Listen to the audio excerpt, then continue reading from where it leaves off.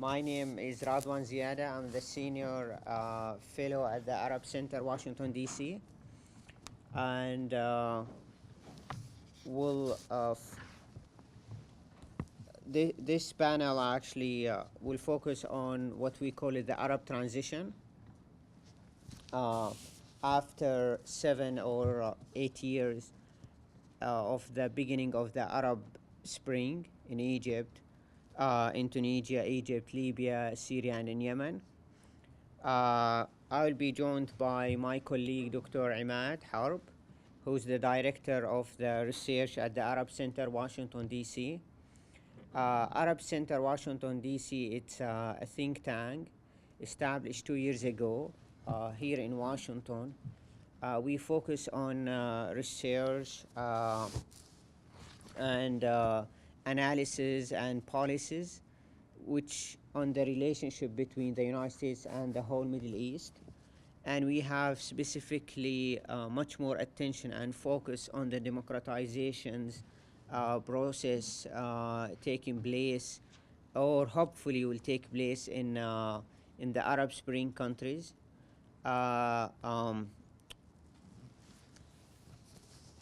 I will start by introducing Dr. Imad.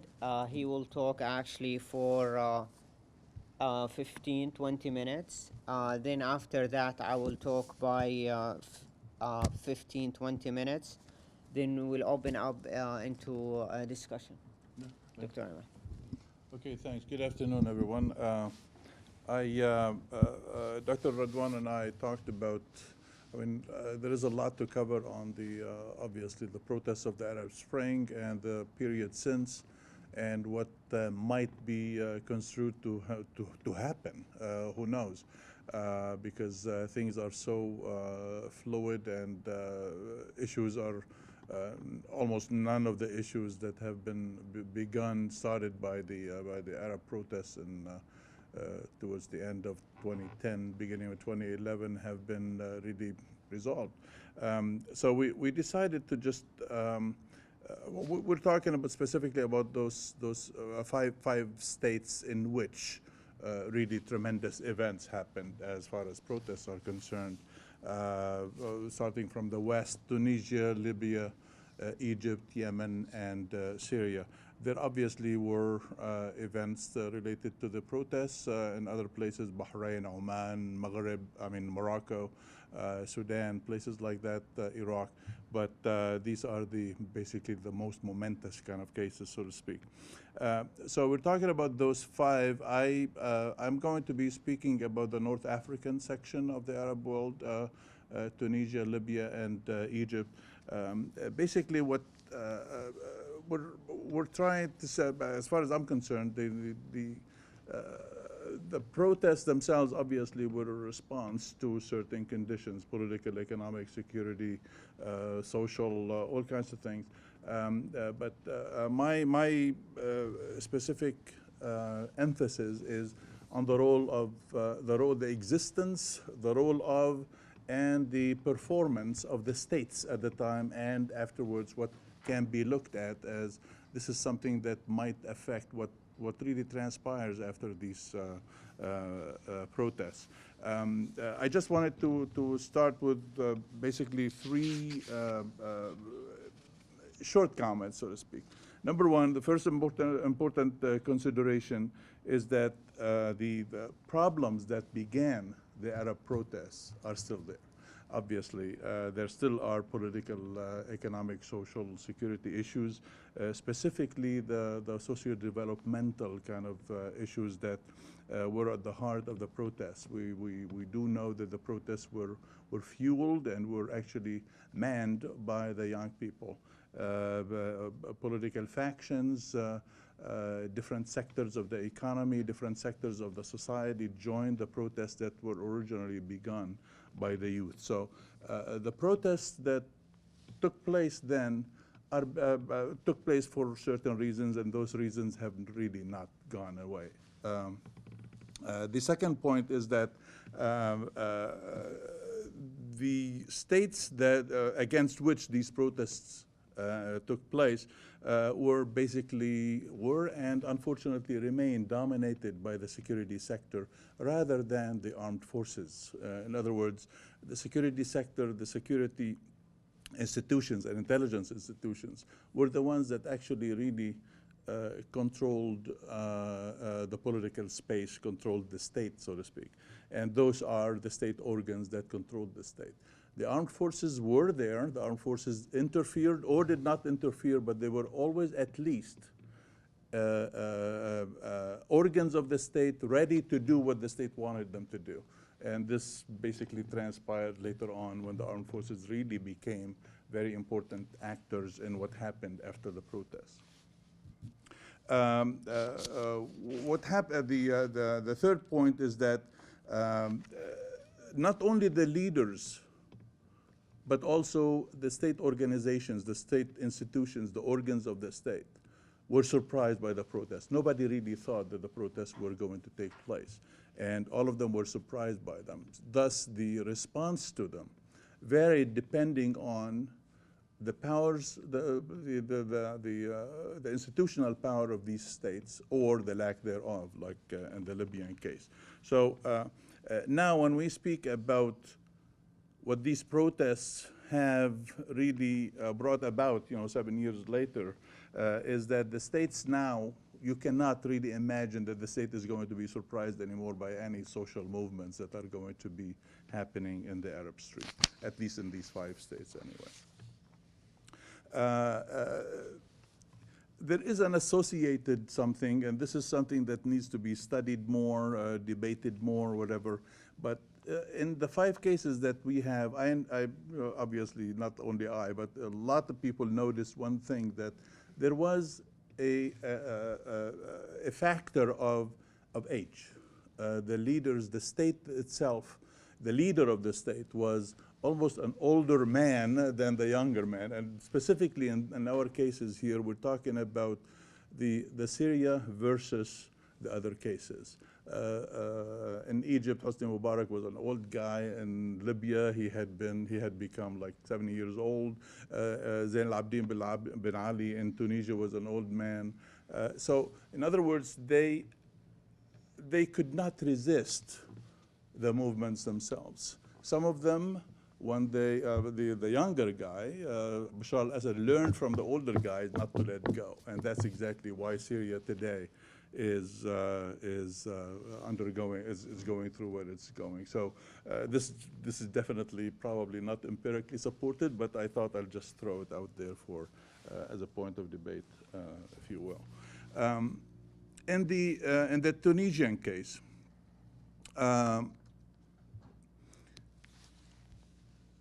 it looks so far it looks promising, although there are really a lot of problems, a lot of economic problems, social problems. Just 2 weeks ago, really bad protests took place in the mining region of the country. Obviously, there are hundreds of thousands, maybe millions of young people who are looking for gainful employment, can't find jobs. So this is probably the biggest problem that's facing Tunisia today. But in the Tunisian case, the very helpful thing that happened was that the elite groups were able to negotiate, were able to compromise, and this is something that helped the. It's not a full democratic transition, obviously, but helped at least in allowing for certain things to happen. There have been elections. There has been some sort of agreement between liberals and Islamists and even old regime people who have been able to negotiate terms between them. As a matter of fact, there has been a transfer of power, a peaceful transfer of power from the Islamists to President Beji Qaid Sebsi, who is actually a former regime official and now rehabilitated into becoming a liberal Democrat. So hopefully, he lives long and the Tunisian situation continues to improve. but there is something about the Tunisian case, and this is something that does not necessarily have to do a lot to do with the political culture of the country, but at least political culture plays a little bit of a role in it. And the political culture of Tunisia is important to look as a function of the transition to democracy or the acceptance of protests or something, or a positive result from the protest. And that's specifically because Tunisia is basically a product. It's a colonial, former colony, and it's a product of a Western colonizing power in which there have been developments of different elite groups that had a lot of relations with the metropolitan power and with Europe specifically. So that definitely helped in trying to finding the compromises necessary, so to speak, between the different elite groups. There have been a lot of connections between Tunisia and Europe, specifically France, and that specifically helped in how the protests turned out.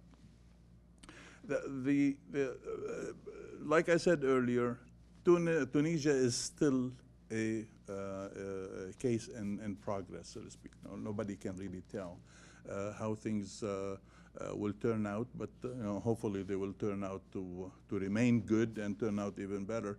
But the problem with it is the regional and international environments are not extremely helpful to the Tunisian case.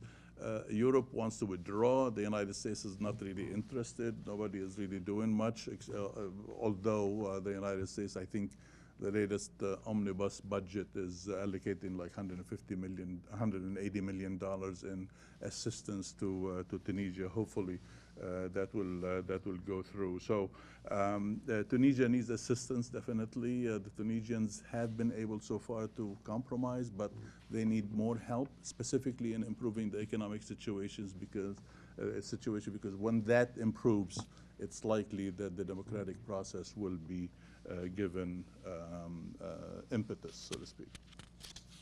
In the Libyan case, it's slightly different. Well, it's not slightly, it is very different, but specifically because, unfortunately, in the Libyan case, there was no state to speak of.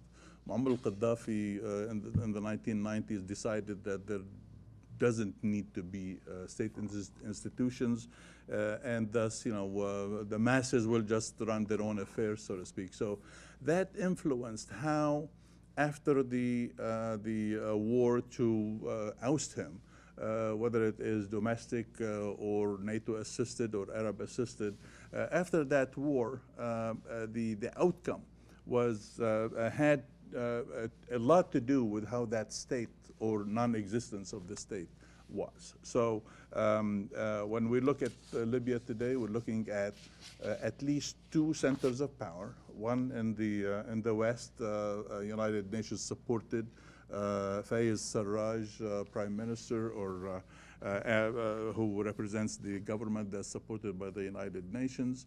And in the East, General Khalifa Haftar, who is the leader of the so-called Libyan National Army, who is trying to to make himself basically president. In the Libyan case, there is a problem with regional interference. Egypt and the UAE are pushing for the success of the Khalifa Haftar kind of faction, and the United Nations really doesn't know how to do about it, what to do about it, and that's a problem. It's a problem in how the country develops. It's a problem in how the country really finds its social and political peace after 7 years of upheaval. What adds to this problem is specifically that the Libyan state was, or Libya as a country, had a rentier economy. In other words, an economy that depended only on major sales of oil and gas. So when you have a rentier state, that means, or rentier institutions, that means that the economy is only controlled by a certain group of bureaucrats, certain group of politicians at the center of power. Only a few people are involved in that economy. Thus, what do you do with everybody else who does not necessarily own the means of production or gets the benefit of the means of production?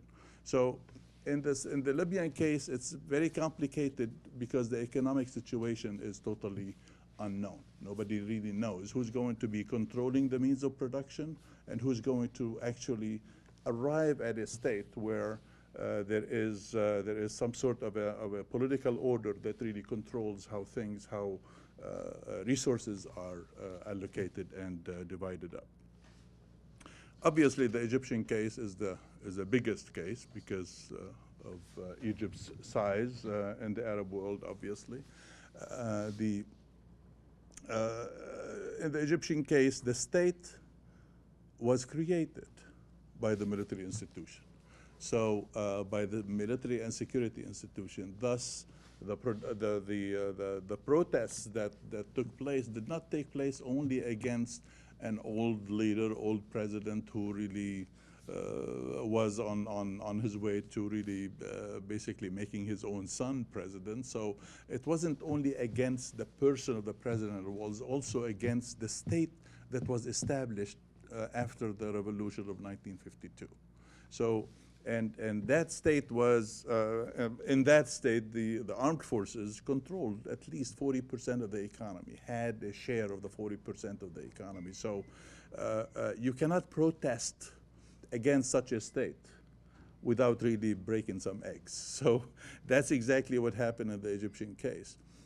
While the armed forces were smart enough, the Supreme Council of the Armed Forces was smart enough to allow for a certain change to happen, that change only remained within the realm of personality changes, person changes, without necessarily being a change of governing order. In other words, no, I mean, the SCAF, the Supreme Council of the Armed Forces, remained the ultimate power in the state and the government during the transition period after the January 25, 2011 revolution, led the transition period, but everything that happened during the transition period was ordained, was organized by the SCAF. In other words, they knew exactly how to cast, please join us, they knew exactly how to cast change, they knew exactly how to allow parliamentary elections, they knew exactly how to allow presidential elections. So they knew how to make laws, how to write laws, how to allow compromises, things like that. So they led the process.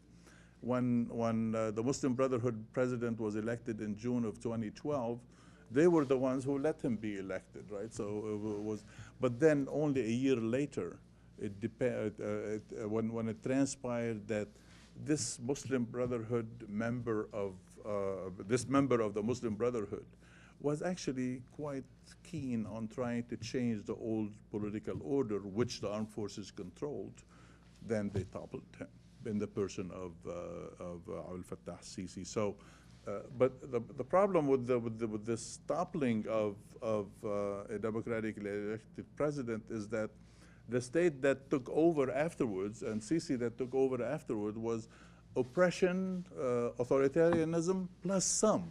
So it's not even, I mean, you know, Egyptians today, when they think about their situation, they wonder, okay, we'd rather go back to pre-2011 because oppression and dictatorship were actually acceptable compared to how things are today. So when we're thinking about how Egypt is really going to come out of this authoritarian phase, it's really very, very difficult to look at that without looking at the fortunes and what the armed forces of Egypt really decide to do with that state that they built originally and now are nourishing, given that there are regional conditions within which the armed forces have to operate and which helped the armed forces to maintain their dominance. And specifically,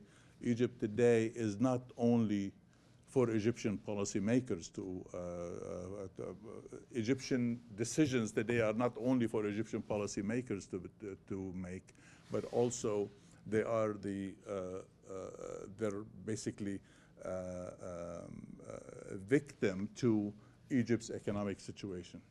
Egypt's economic situation is so poor that it is actually dependent upon assistance from regional powers, specifically Saudi Arabia and the United Arab Emirates. These two countries have sent in investments, direct assistance, aid, all kinds of things to Egypt in the neighborhood of at least $40 billion. So anything that goes on in Egypt better be consulted with Riyadh and Abu Dhabi. So in the Egyptian case, when we're talking about the state that has taken over after the protests, we're also talking about a state that is beholden also at the same time to foreign powers. So this complicates things even more and makes the transition to democracy and the proper transition to democracy even more problematic. Thank you. Thank you, Dr. Imad. I will actually focus on the Mashriq countries, especially the two countries who actually left from the Arab Spring, which Syria and in Yemen. But before that, actually, I tried to draw a map of how I see a transition and why we call it Arab transition. When Samuel Huntington, the American political scientist, actually in his book called about 3 waves of democratizations, and the third wave started actually in south of Europe, in Greece, Portugal in 1970s, then moved into Eastern Europe in the 90s. Then later on in Latin America in the 80s. Then if we look actually into 3 different regions, in Eastern Europe, where the transition started in Poland in 1989, and then if we look actually into the transition in Latin America, which started in Brazil in 1984. Those 2 regions, they have what we call it the domino effect, that they start in one country in Poland, then moved into Czechoslovakia, moved later on into Romania, Bulgaria, 6 or 7 countries. The same thing in Latin America, in South America. The same thing in the Arab region. That's actually the domino effect started in Tunisia, then moved into Egypt, then Libya, Yemen, and in Syria. Because such the conditions, the economic and the political conditions are almost the same in most of the countries, in most in the regions. That's the Arab authoritarianism, as we call it, have been lived for a while. That to have autocrats has been in power for almost 30, 40 years, as the case in Mubarak in Egypt, 30 years, as the case in Gaddafi, 46 years, as the case in Syria, that the Assad father and the Assad senior and Assad junior, 48 years. And those actually for a long time, and they changed the whole political system in favorism and in favor their power and control of power. And this is why at the end of the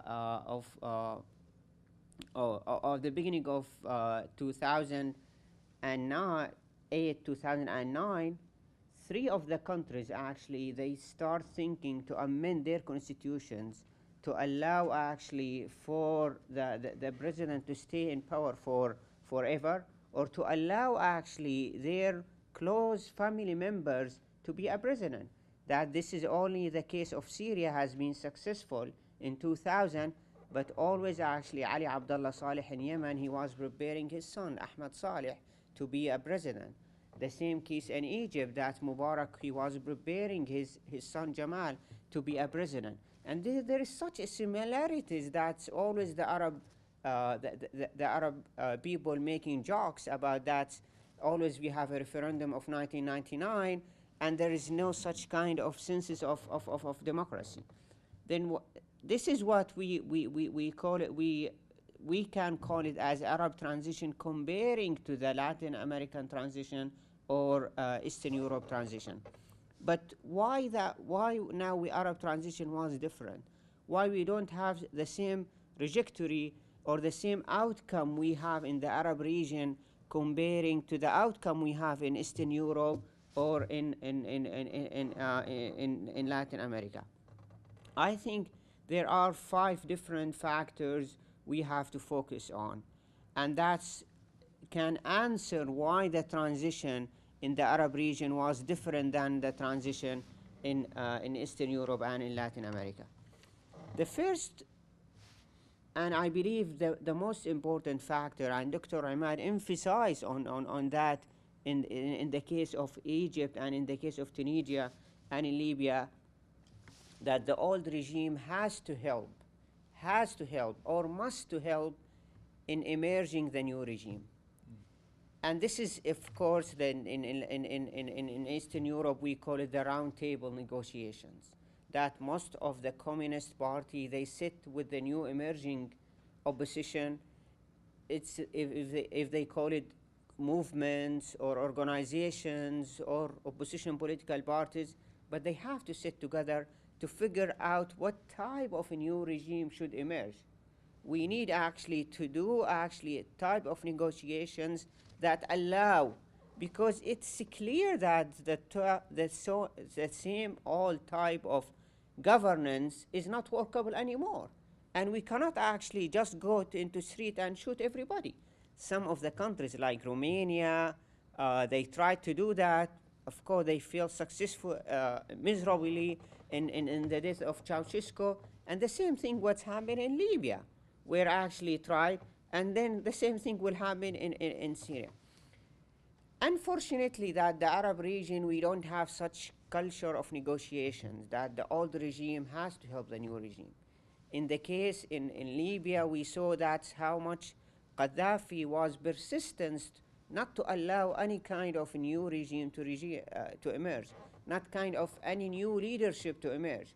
The same thing on the case of Egypt. That's the deep state or the deep institutions, the state institutions, or especially the SCAF, the army, believe that they are the primary holder of power in Egypt and should not allow for any type organized opposition like Muslim Brotherhood or the disorganized opposition like the liberals or the socialists to take any part of negotiations. And then, of course, the same thing in Yemen. In Ali Abdullah Saleh even actually worked with the help with non-state actors like Al-Houthi militias to prevent any kind of type of roundtable negotiations to help. And this is actually it's a very important factor with roundtable negotiation, that the old regime has to help the new regime to emerge. The second factor, it's the state of the army. How it's the army are professional or ideologic oriented, that's an important factor. And if we see now in Tunisia, was clear that when the former president or the former dictator Zain al-Abidine Ben Ali ordered the army to shoot and to prevent the protests who started in the south and then moved into the capital in Tunisia, the head of the army, the chief of staff, refused to do that.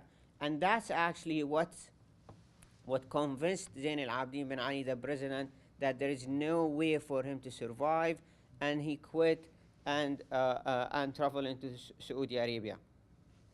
But that's not the same professionality in the Tunisian army wasn't existed in any of the armies in Syria and in Yemen, or even in Libya. There is no army which are always replaced by Gaddafi. They call it Kataib al-Gaddafi, the Gaddafi militias, which actually the main purpose of these militias just to keep the regime in power and to protect al-Gaddafi rather than actually to protect the integrity and territory of the country. And this is why the state of the army has its professional or its ideologic, how it's play a role within the transition, make a difference. We'll see actually the army, most of in Eastern Europe or Latin America, even in the case of Latin America, we have very strong army, like the case of Chile, like who stay in power but negotiated the transition. That's when Pinochet is not anymore popular. He accepted to do a referendum in 1996, and then he quit after later on as a chief of staff and led actually the democratic process to take place. This is not the case actually in Yemen or in Syria or in Libya. The third factor, it's the state institution. And that's very important. I mean, state institution here, how much developed the legislative, the parliament, and how much developed actually even the civil society, and how much developed the political parties. That's an important. It's true that in neither in Latin America nor in Eastern Europe, the political parties was allowed, because it's been those in Eastern Europe ruled by the one ruling party, the communist, and there is no way to accept any kind of pluralism or coexistence with other different ideologies or different political views. But this is the same, mostly the same case in the Arab region. But there is a theory in political science that depends on, we can assess how much the transition will be successful, depends on how much the election will take in place on a regular basis and how much free and fair election. We see actually in the case of Tunisia, we don't have even in 2010, the former Tunisian president amend the constitutions under the demands of the Tunisian people to allow for him actually to run for a third term. And that's trigger much more unity within the opposition at that time. The same thing in Egypt. This is why most of the Arab Spring countries, we have, let's say, the state of institutions are very weak. The institutions is not functional, and mostly actually it's reflection of the authoritarian power led by charismatic leader of the countries. Some of the countries, like the case in Syria and Libya actually, and Iraq under Saddam Hussein, went into far to move actually from one ruling party more into being a family authoritarian regime, like the case in Cuba or the case in North Korea. And that will give us a sense how much the transition will be very tough and difficult, because you are actually having for one dynasty in power for almost 20-30 years, transfer all the state resources, all the state institutions into serving the interest of one man, like the case in Syria. And this is why there is no checks and balances, there is no functional parliament or any kind of opposition to political parties, check and balances. And this is why almost when everyone believes that, even the international community believes that if the Assad removed from power, the whole state institutions or the whole state will collapse. Because this country has been built for almost 40, 50 years, built on him and his personality. And the fourth factor, which played an important one, especially in the case of Tunisia, it's the state of the middle class, which mostly the economic factor. If the middle class, it's a wide or the size of the middle class, it's a wide or narrow.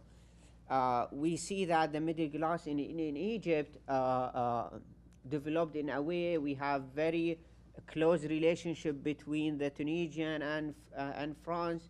With that help, you have 75% of the Tunisian in 2011, they have own Facebook account. And this is give you a sense that how much the society integrated into the new technology, into the wave of the social media, which help actually the state of the middle class to play a role and make the difference in transition. There is, according, of course, to the American Canadian, uh, uh, um, uh, who's the head of the American Political Science Associations, that the relationship between the democratization and the middle class, it's quite connected. That if you and he applied his theory into the case of South Korea. That's when the South Korea uprising or the student demonstrations started in 1981, 82. That's after the improvement of the education system, and you have actually improved in the income, per capita income for each citizen, which help actually to make create the higher demand of the middle class to move from the economic needs into more political aspiration and political change. With that, the same case and mostly the same numbers that we can check in South Korea in the 80s, like in Tunisia in 2011. And the fifth and the final factor which played an important the role of the international community, or what we call it in political science the leverage. That most of the army officers in Tunisia are trained in France, and most of the army officers in Egypt are trained in the US. This is why actually the US or the international community has some leverage to play a role in the transition in Tunisia or in Egypt. But the United States has no leverage was in Libya or in Syria. They have no connection. And those actually two regimes, especially in the case of, and this is why the case in Yemen, that's the Gulf countries, especially Saudi Arabia and the other United Arab Emirates and Qatar, have them some leverage into the Ali Abdullah Saleh in Yemen. And this is they developed what we called the Yemeni plan, al-Khutta al-Yemeniya, which actually accept that Ali Abdullah Saleh will quit from power in 2012, but there is no punishment and there will be no accountability for any of his family member. The Gulf countries will not do that without having a leverage into the Ali Abdullah Saleh and actually being the main supporter of the Yemeni economy, the Gulf countries. But any of regional powers or any of actually international powers have leverage into the Assad regime. This is why no one can actually convince him or even actually speak to him of being quit to power to save what's rest in the country. In the case, this is the leverage. It's really important because in the case of Eastern Europe, that the European Union played a key role in actually pushing those countries to accept what they call it the EU principles, democratic principles, based on the freedom of expression, freedom of press, freedom of associations, and also they accept the open market in a way actually for the EU to help them.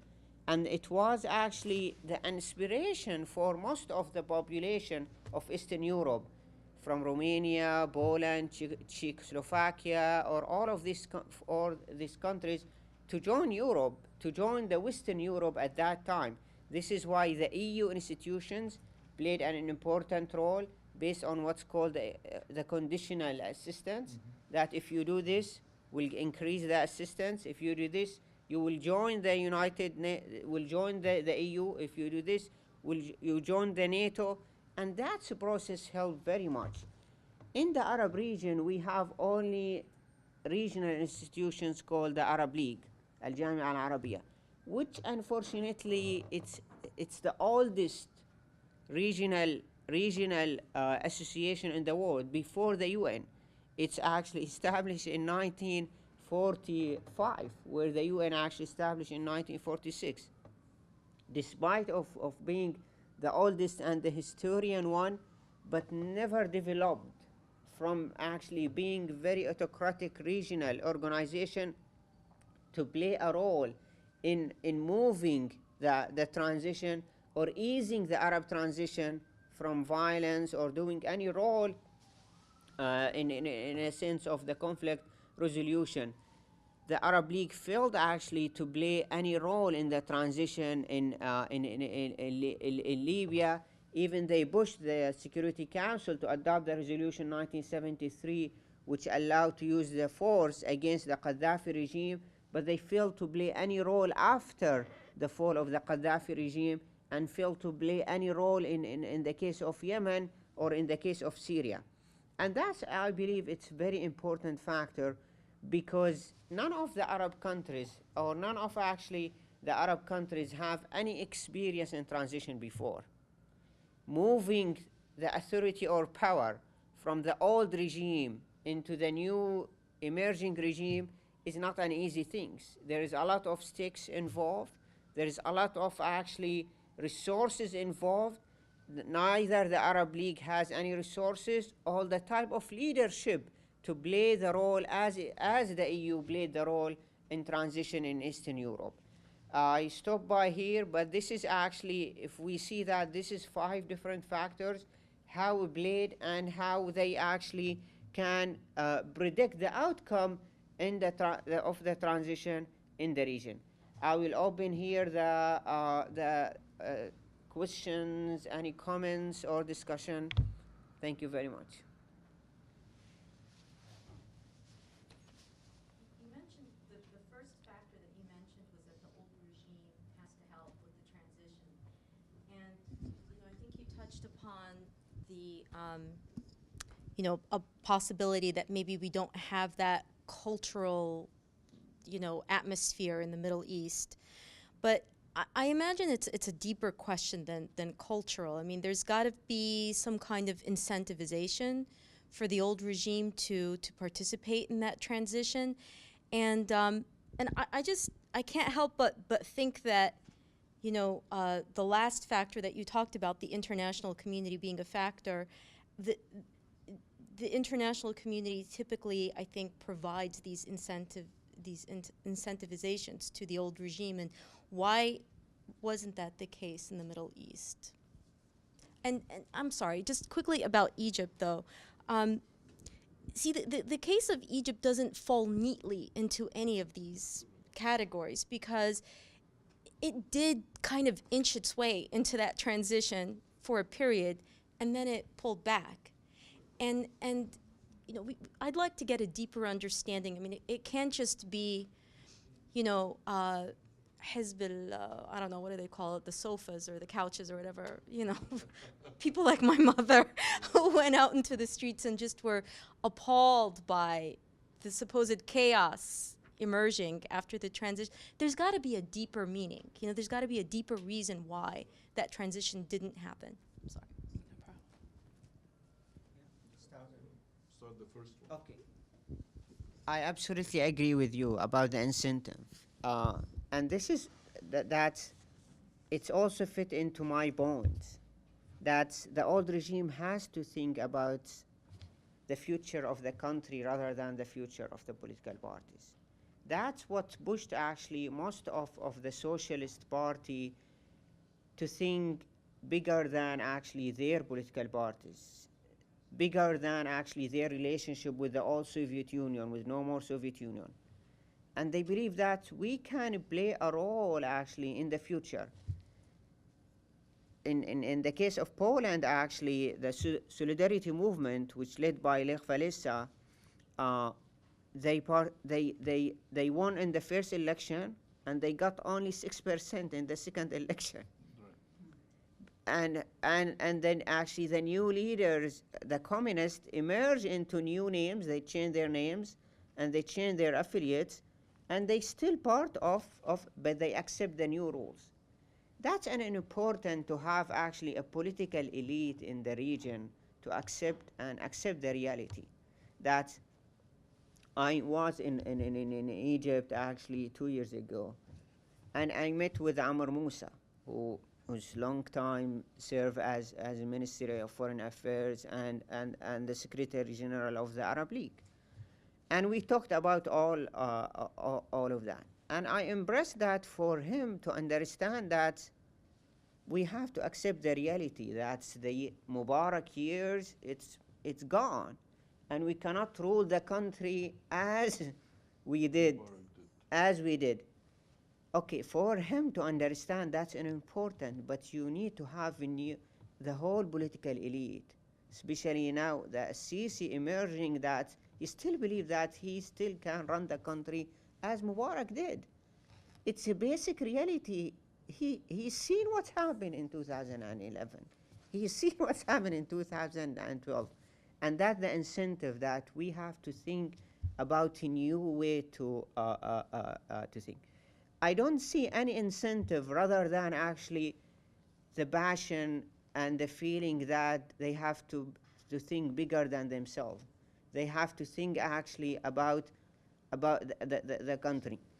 And the best example always actually, I mentioned actually the case of Albania, which Albania actually ruled under one of the severe, let's say, one ruling party until 1991. Even Albania did not join the transition in Eastern Europe in 1989 because still, what his name? Hosha. Still in power. And when even give you a sense how much actually authoritarian that regime was, if you have a new baby, they have a list of family names and you have to pick the name from the list, because in a way he need to galvanize and actually not to make any sense of kind of pluralism or the freedom to pick up the name of your son, of your daughter. And this is what's happened, that there is no kind of any political opposition or civil society. And until in the 90s, when he died, he has no sons, but he has one daughter. This is why actually his brother-in-law, he's became the president, like the type of North. Then the student start actually, demonstration started in 1996 against his rule. And where here exactly where the president, he said in very public speech that the way that his father-in-law ruled the country is not valid anymore. And we have to think about new realities. Even we have one of the poorest countries in Europe. We have the country has very limited resources, and even the EU has no incentive to offer us any joint membership because we don't meet any of the economic requirements. But we have to do that politically, otherwise the other options will ask the army to shoot everyone. That's type of the aha moments of the president at that time saved the country in 1996. Otherwise, actually, trajectory will be the same thing like in Serbia, which move into the civil war and in all of that.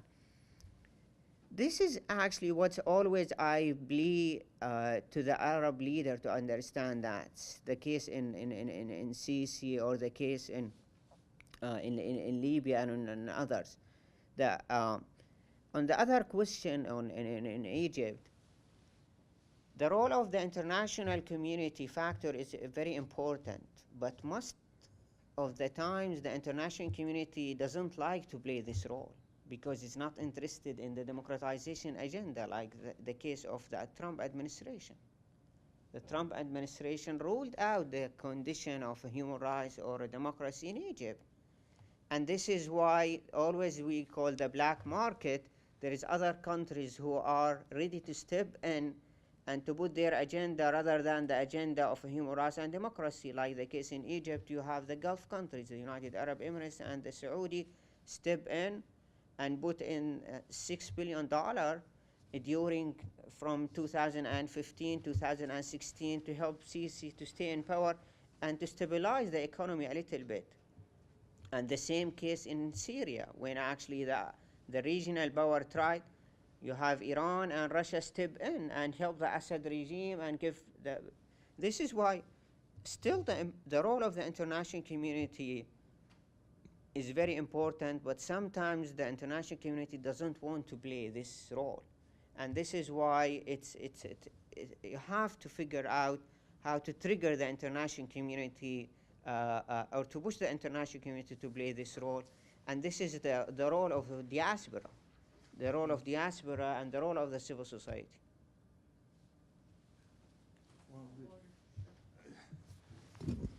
I just want to chime in a little bit on the Egyptian case. There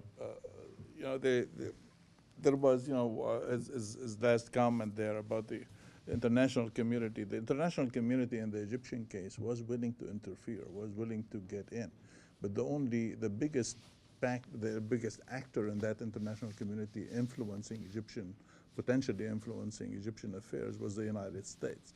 And the transition took place, or the protest took place under Barack Obama, who had a democracy and human rights agenda. Obviously, he was pushing for that. But in U.S. foreign policy, in that specific instance, the clash between the push for democracy and human rights and the security situation was actually won by the security argument. Egypt represents a very important strategic ally. Egyptian armed forces are United States armed forces in Egypt, so to speak, because Egyptian armed forces are equipped by American weapons. Egyptian officers are trained by the United States. So the Egyptian armed forces are United States friends in Egypt. So if the United States military does not see that the democratic transition in Egypt is good for U.S. and strategic interests, then maybe the administration has to back down and allow the security argument to win. And in a way, that has been the case. On the other hand, the White House was not totally silent, because when Sisi did his coup in July of 2013, the Barack Obama administration was rather upset about that they actually cut off military assistance to Egypt, only to be restored about a year and a half later. So, and they were only restored specifically because, well, for one reason that wasn't necessarily too convincing, that the Sisi promised that we would go back to a democratic process or something like that after we really impose stability and order. But the other argument was that the United States really needed Egypt for a security role to play in the Middle East. And that security role definitely has a lot to do with Israel's security, with the security of the Suez Canal and the security of the passage of Mediterranean through the Red Sea to the Indian Ocean. So the security argument, I think, in the Egyptian case was almost the dominant factor, although the push for emphasis on democracy and human rights was there, but it didn't really win out the day.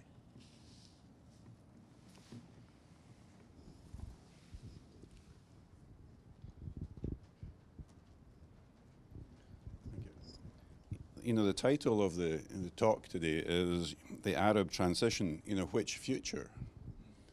Could you say a few words more about which future? Because we're more or less focused on 2011 to 2018, but what I'd be interested to hear is, well, what's going to happen tomorrow?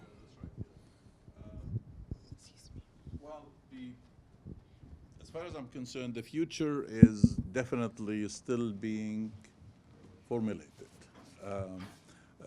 This is, as far as I'm concerned, the transitions of this nature are not transitions and overnight transitions. We're talking about transitions that will require a lot of institutional transition, a lot of institutional change. What happened, this is almost not necessarily in a revolution, not a revolution as we're talking about, the American Revolution or the Russian Revolution or anything. We're talking about revolutionary times. Whether a revolution is taking place or not is a different story. But right now, the phase is still, the future of the Arab transition is still being formulated. I do not think that the status quo is the end of it. I think that these are only developments towards that future that we're talking about. The status quo now is totally unstable. The Egyptian case, you cannot rule almost like 100 million people now. You cannot continue to rule them under the same rules. We're talking about a lot of economic dislocation, a lot of economic need. Probably like 50% of the Egyptian population lives under the poverty line. I don't know how much you can really always bribe Egyptians into stability with foreign loans or foreign assistance. You have to have a structural change, a radical structural change in the Egyptian economy to be able to really absorb all that, all the people who want to be involved in the economic process, who want to make a good life for themselves. The political situation is simply untenable. You cannot continue to rule a people through the security, the security arm of the state. Tens of thousands of people are in jails and political prisoners. You cannot continue to exclude wide segments of society from politics. You just can't do that. So, in the Syrian situation, I mean, the Syrian situation, do we really think that Bashar al-Assad is going to, everything is going to go back to being hunky-dory and, he's back president of Syria with a whole country destroyed under him? In the Yemen case, are we really, can we really say that things will go back? To me, this is a period of another phase of the protests. People are not going through the streets, but this is yet another phase of the chaos, of the dislocation, whether political, economic, social, security, whatever it is, demographic. This is yet another phase. I don't think we're at the end of this revolutionary in generic terms phase. I don't know if anybody knows when it will end. What I am positive about is that whatever is arrived at will only be temporary. Revolutions always end with the formation of a new social, political, economic order. If the Arab world, and these 5 countries are part of this larger Arab world, if the Arab world continues to be a world of rentierism, dependence on the outside, repression, it will never end. It will never build its own political order, a true political order that is sustainable. So there will not be, I don't think there will be a future of transition anytime soon. I think the transition will continue to go until one segment of the society. There is a great article, by the way, if you'd like to look at it in the current issue of Middle East Policy by Robert Springborg about the state, the Arab state, and it's really a very, very nice article, really good article that looks at state formation, who does what with what state, and all that. So the Arab state is still not there. We still have not established the Arab state that can end this transitional period. it's still not there. Yeah. Yeah, he has a follow-up. He has a follow-up, and then I'll be with you, sir. You say it's in a state of transition. You know, I'll give you my view. You know, the Middle East is a bit of a mess at the moment. And what worries me is in the next 5 years, it's just going to get worse. I cannot see how it's going to get out of this mess. Can you either agree with me or give me something to hang the positive things on? I don't think, to me, the only thing that can happen is that for the old order to just say, okay, we give up. Because we're not going to be able to supply the answers for the people who are asking for the answer.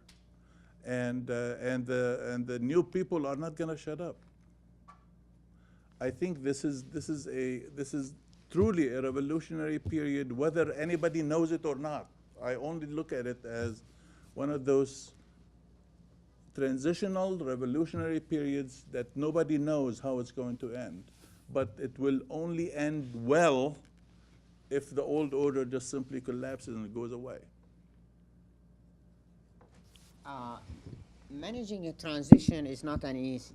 Yep. In each country, you have 83 countries actually who run into transition in different ways. And each country has different pathway, different road. What I can say here that still the Arab countries, it's looking for the beginning of the road. Egypt, they actually Tunisia, they found actually that's the process, and you have the agreement consensus among all the political parties that this is the right way to go to sustain and to create stability, security for a long term.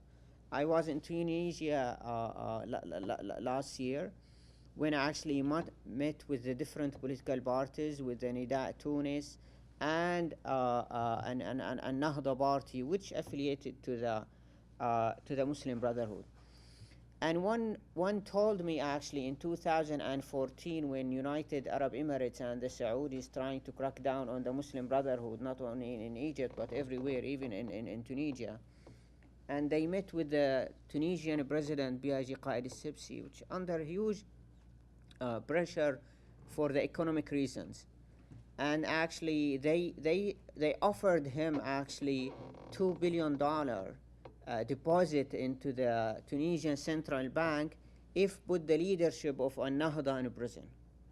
If he accept the deal, we got actually some economic situation can improve a little bit. But because there is such consensus, even he's now 83 years old.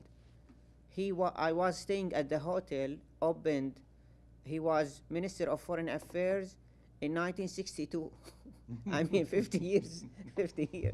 It's this is. But he understand that it has to be a new way to govern the country, and this is the consensus that he got, that he has to live with the other different ideology to be able to create a new way of stability.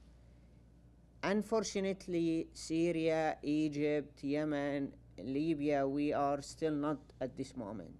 We're still looking for actually the beginning of the road to have such kind of consensus between the different political parties about the need of the negotiations, about the importance of the culture of the conflict resolution sharing and the negotiations.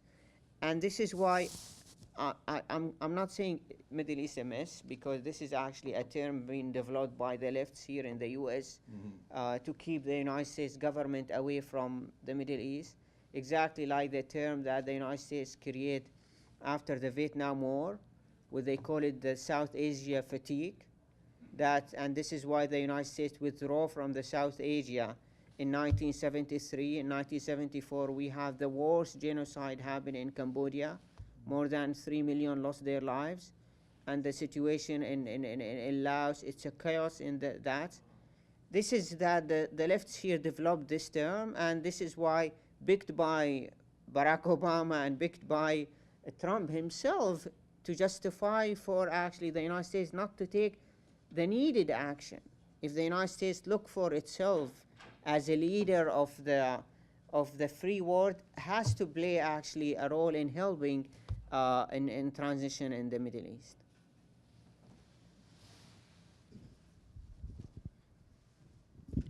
This is Henry Hetker. I wondered what your feelings are on a possible new mega project for Egypt. Years ago, you had under Nasser the Aswan Dam, a tremendous accomplishment. Israel decided not to destroy it in the 73 war. They thought they'd need it no matter who won the war, no matter what happens. A great thing like this should continue on. Well, as far back as 1920, there was talk of building another mega project, put a canal through or a pipe over to the Qattara Depression, a tremendous land area in northwest Egypt, remembered for the big battle in World War II at El Alamein. Well, a pipe could be put through and create a huge lake in that area. This would respond with aquaculture, habitations. The area would be transformed. The population continues to rise. New businesses, there'd be a lot of creation, an alternative to war and revolution. Require, international initiative. I don't know what countries would help, but it's a project that makes sense because of the rising sea. And the rising sea has no friends. It has a lot of worries. It's a big problem for everyone. And well, if you create a huge lake there, the deep lake, you will help reduce the sea level in general. The water would flow into it. The same with the Dead Sea between Israel and Jordan. That region, that's 1,300 feet below sea level. Flood that, create another larger lake. You can go on and on. But, well, I wondered about Egypt. Is there a way to, it has nothing to do with political parties, but, I mean, it's another way of looking at the future of a nation. Try to come up with plans and move ahead on them like that, the mega projects. Any thoughts? Because actually the President Sisi himself, he'd done what he believed two big mega projects. The first one, the expansion of the Suez Canal. Some of the Egyptians actually joke about it. They call it the free ouch, the small Suez Canal. And the other mega project to build a new capital of Egypt, because Cairo, it's the second largest, exhausted by the population there, and he need to move the capital into. This is two mega project, but why the people the population is not receptive to this new mega project? Because are not making their life much better. There is no such economic improvement. There is no decreasing in the unemployment rate, who's rising and rising. And as Dr. Imad mentioned, actually, next month, Egypt will be 100 million. 100 million. It has huge implications on how what's the leader of Egypt has to think. Unless Egypt find its way to create its new wealth, it cannot depend on the Saudis or the Emiratis or the other assistants or the World Bank or the IMF. Have to think about ways to create a new wealth to be able to sustain and to feed its population, and to see the population rather than as a hungry mouse, as Sisi said one of the times. No, see them as actually engine of creating wealth and empowerment of the new Egypt. If I may just add a little note, mega projects are great. The only problem is, number one, they will be funded by somebody else. That somebody else would want to have a stake in them. And number two, they will only be exploited by the armed forces, because the armed forces has its own companies that bid for projects funded by the state or the foreigners, and the armed forces have the first say on all the projects that are built, bigger or small, in Egypt. So any mega project will be to the benefit of the armed forces only. And their budget, by the way, is off limits. Nobody touches their budget. Nobody knows how much they own or anything like that. So the state would do a mega project, but only its military organ will benefit from it. The people will not, unfortunately. Thank you very much. Thank The you time for is being up. here. We appreciate it. Thank you. Appreciate having such conversation, and we hope to see you next year. Yeah, and look us up, Arab Center, Washington, D.C. We have some really good Yes. publications. We do some very nice ArabCenterDC.org. events. On Tuesday, we have a very, very good event on Palestine, so do come by at the National Press Club. Yeah. Thank you. Thank you very much.